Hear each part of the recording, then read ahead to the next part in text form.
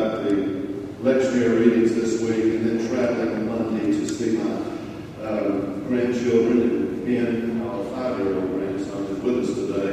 As I was driving, my thoughts took a turn, which is scary enough in itself, I guess, but my outline came immediately to me as to what I would like to say to you today, what came to me based on these readings.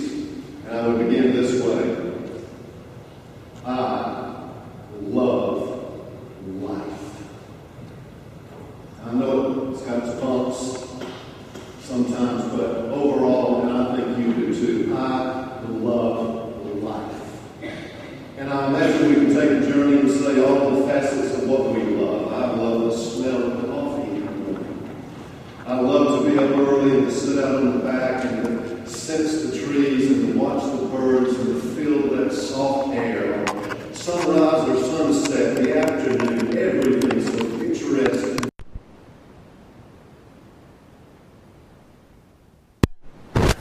I grew up on the water. Some of you are the same way. My oldest son, who's much like his dad, and we've always learned everything the hard way and gone through our own travails, he says, you know, Dad, it's on the water where I have the most peace of all.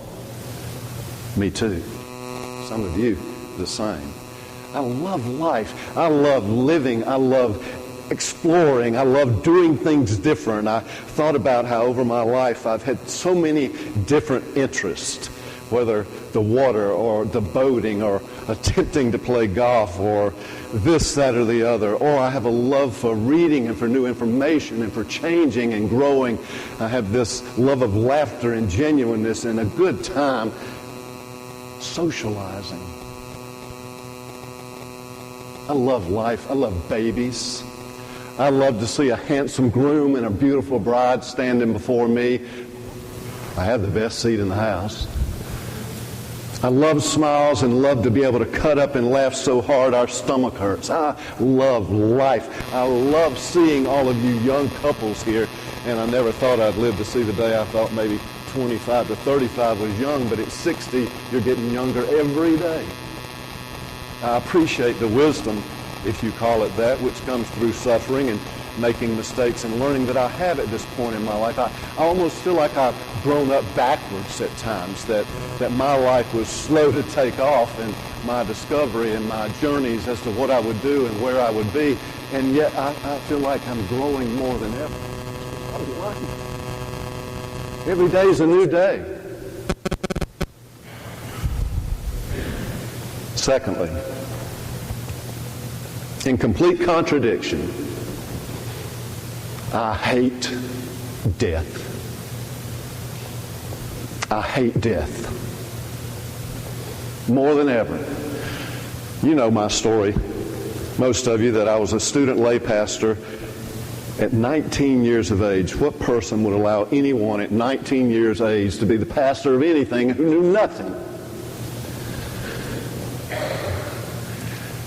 I buried people at 19 and 20 years of age, and I don't remember it being difficult to do. I used to say I felt because I was younger I could harden myself, and because of that it was some kind of strength. And now that I think about it, it's not that I was hardening myself. I was too young to even know what death was or to even perceive that it might one day have something to do with me.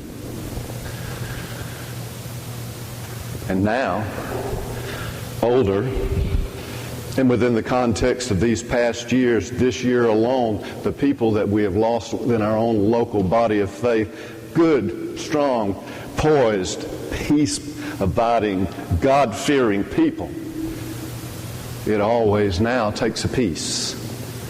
Every eulogy, every loss, every death, never ask for whom the bell tolls. John Donne said, the bell tolls for thee. Anyone's death, he said, diminishes me. I hate death.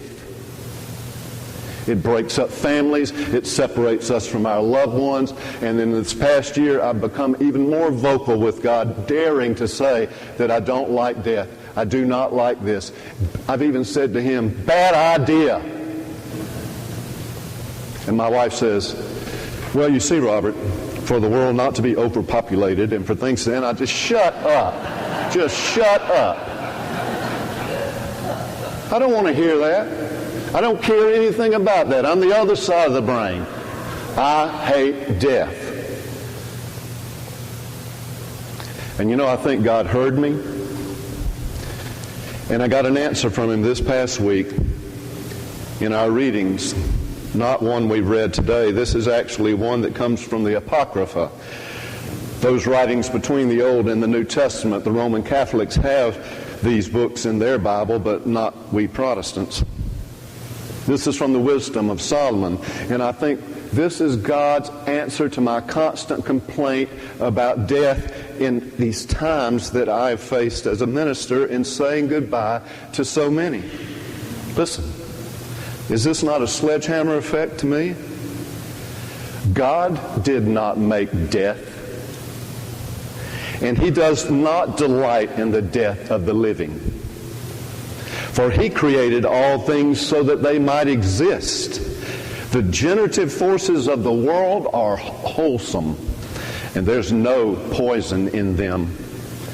God created us for incorruption, and He made us in the image of His own eternity, but it's through the devil's envy that death entered the world.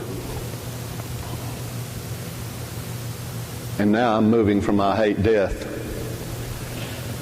to understanding that God hates death too.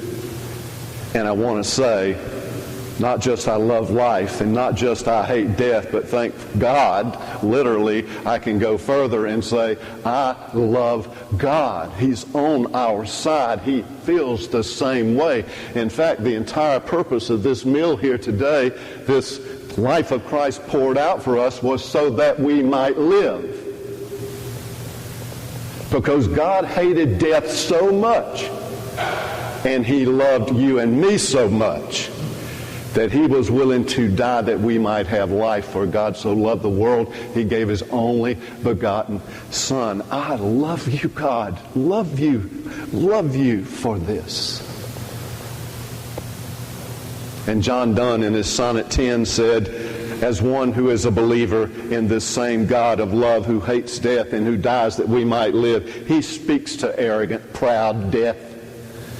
And he says with boldness, almost an arrogance, but more so with a faith and a conviction, death, be not proud, though some have called you mighty and dreadful, for thou art not so. For those whom thou thinkest thou dost overthrow, die not, poor death, nor canst you kill me.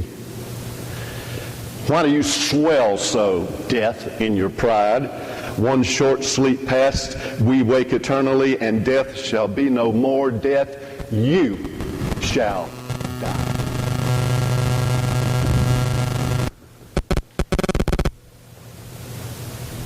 Now, I'm compelled to want to say one thing, and maybe we can say it, and maybe we can breathe it together. I love you, God. I love you, God. Would you say it with me? I love you, God. And I just heard Him reply. And He said, I love you too. George.